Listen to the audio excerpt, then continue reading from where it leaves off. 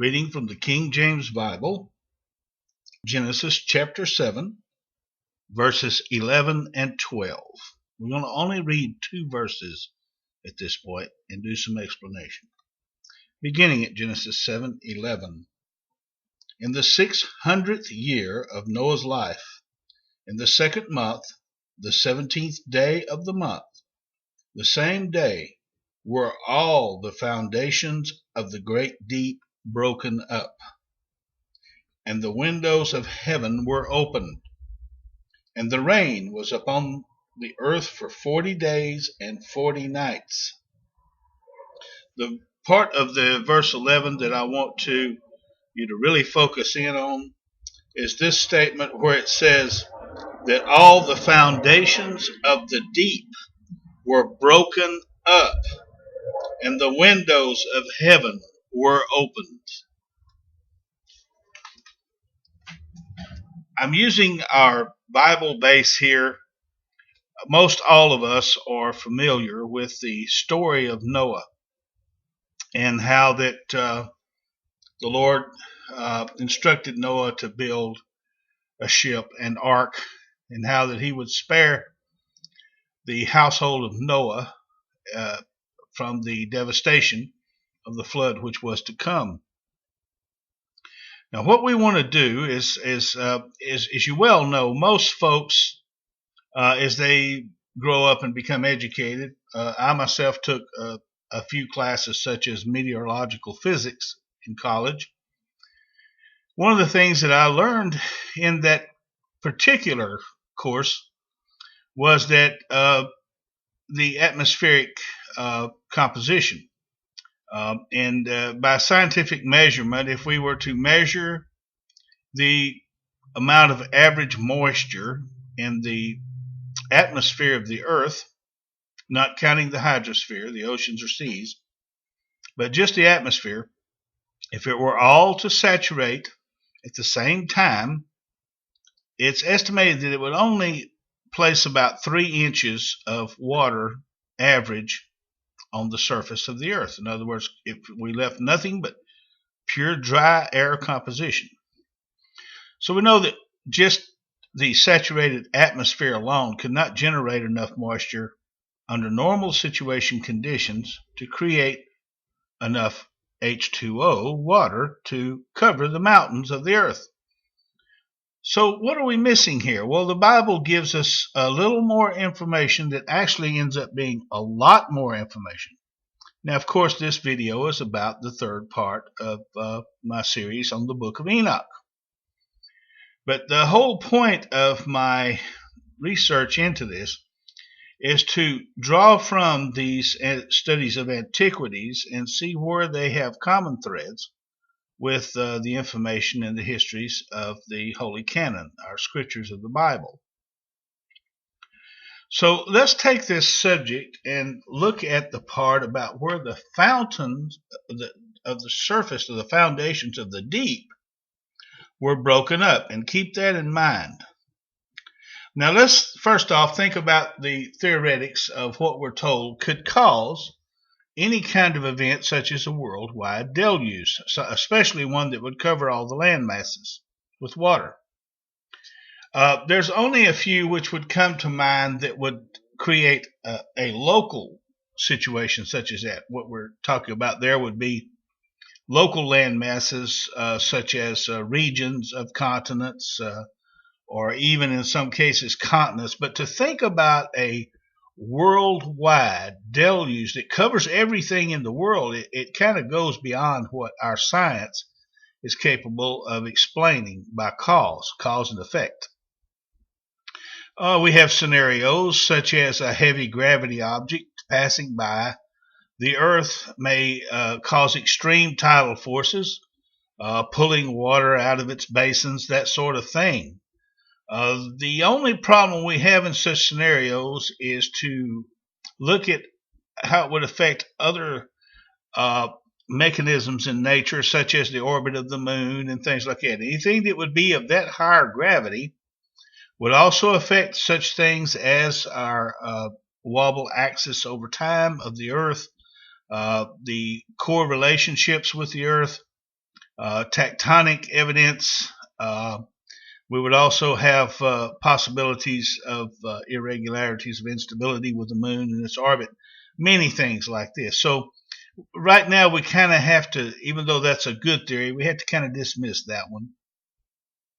We also have, for a regional flood, something that would destroy a local area in the world, we could think about an asteroid impact in deep water situation where it would evaporate and cause massive tidal forces, possibly even one that would be to the size to where it would cause tectonic activity along the fault lines, and thus causing irregularities of stability that would cause massive water movements.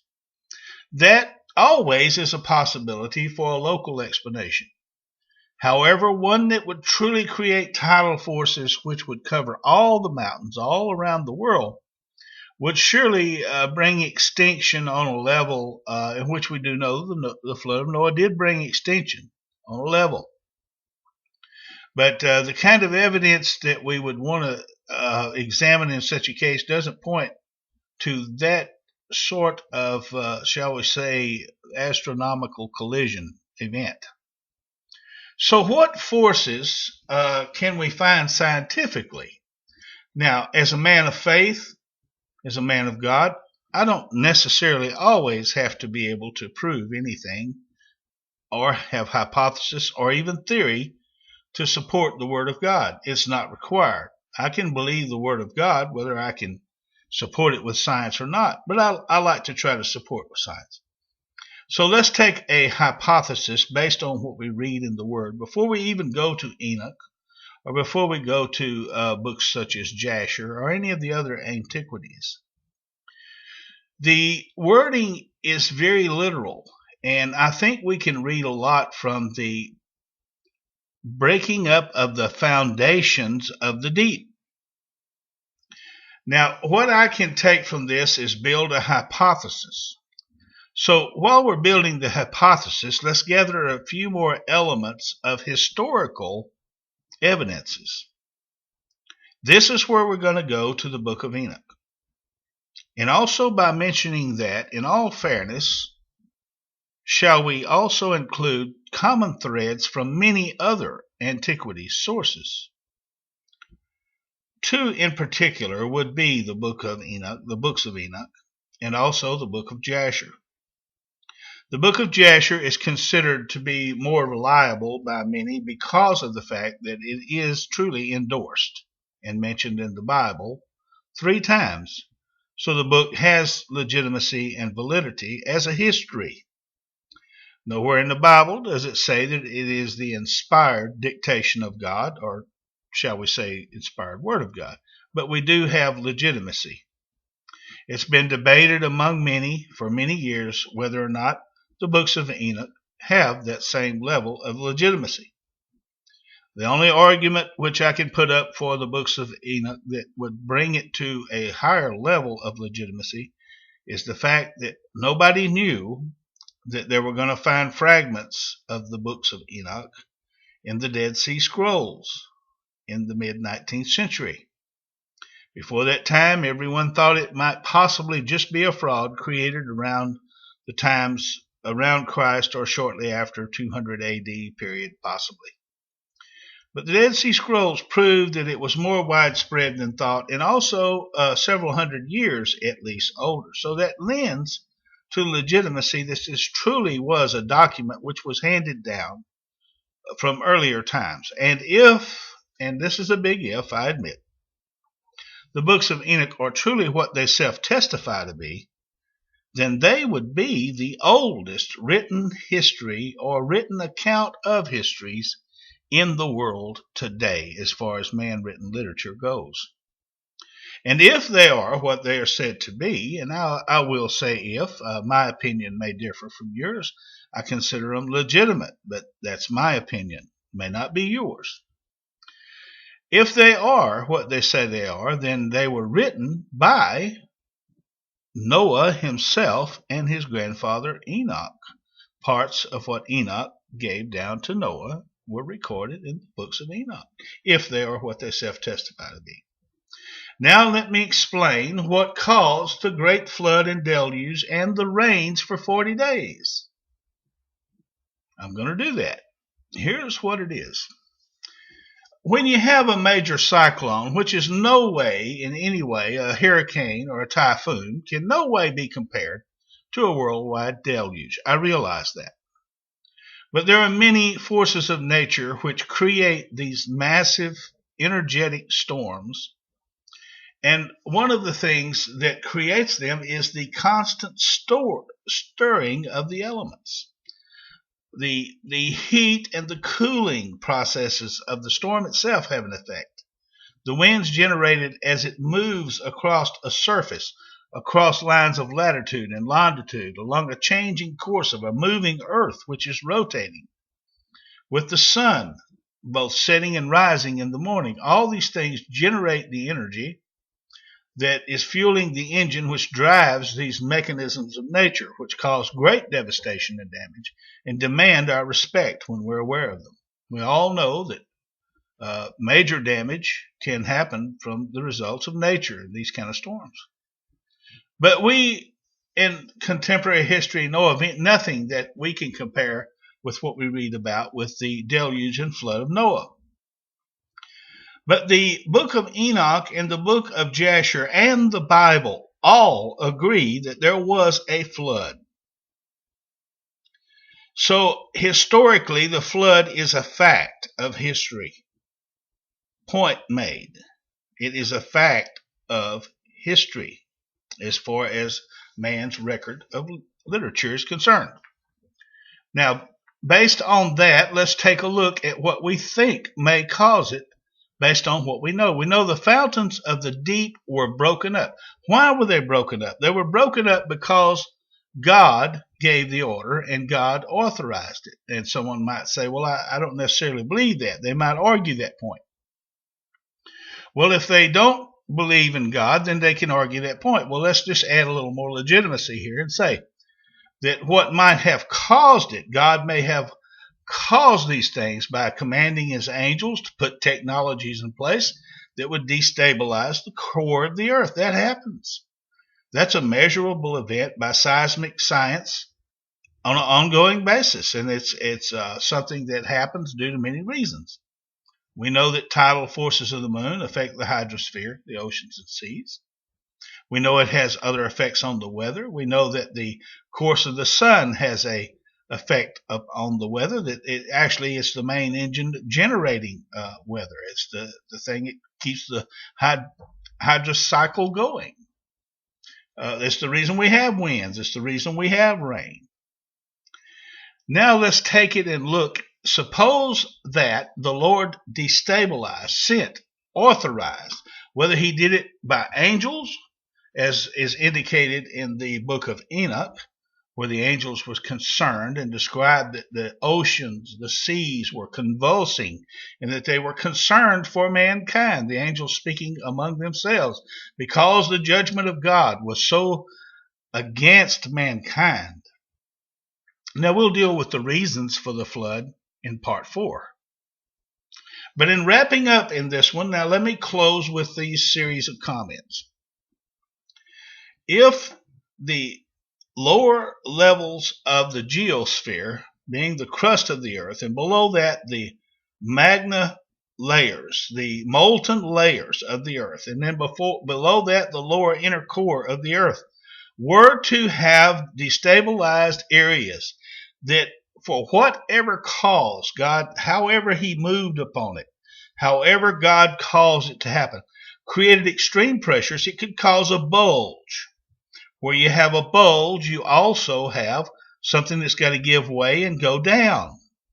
It says that the foundations broke up.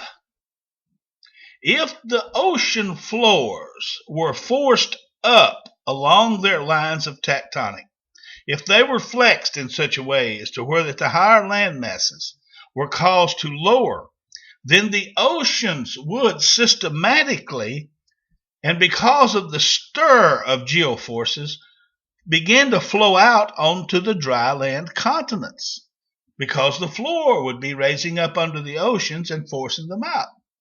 But what about the 40 days of rain? Such an effect would have such an energy effect on the cooling and heating of the conditions of both the geosphere and the atmosphere at the same time that a constant stir of meteorologic activity would take place. The climactic situation would be in a state of temporary crisis. Therefore, it would be a constant stir of events, such as a worldwide, global typhoon hurricane type thing, which would keep the atmosphere in such a stir as to where it would constantly be raining, stirring up tornadoes and all sorts of things. And it would be raining so hard on the mountaintops that they might as well be described as being covered with water, to where that no man could climb them. Have you ever tried to climb a mountain in a hurricane? Easy to see how people would meet their doom. This is Reverend Alan Childs, but we want you to be encouraged. We're talking about a catastrophic event that took place thousands of years ago. And you're going to ask, well, how about the kangaroos that are only found in Australia? I knew about that question. How about the unique animals of the world, such as the ostrich, which is only found in one part of the world? How would they get to Noah? What means would they get to know about it, be carried on the ark? And then how would they get back only to these certain locations in the world and not be anywhere else? I'm aware of those questions. All these questions can be answered, but you've got to look for the answer. You've got to ask, you've got to seek. I'm going to be dealing with some of that. Give me a little time. I'm going to be coming back with part 4 of our discussion on the books of Enoch. I'm here at Chenault Field, Lake Charles, Louisiana. That's why you hear the big jet flying over in the background. We want to reach out to folks with truth, that the Bible is true, that yes, we take things at faith, but we also take them with examination, knowing that God has explanations for some things if we seek after them. God doesn't always require blind faith. There may be a time when he does require blind faith of us, and that's okay. He's God. He's above us. This is Reverend Alan Childs, and I'm bidding you have a good evening, and I hope you'll join me for part 4, which will be coming up here in a week or so in our series of the books of Enoch. God bless you. Have a great and wonderful day.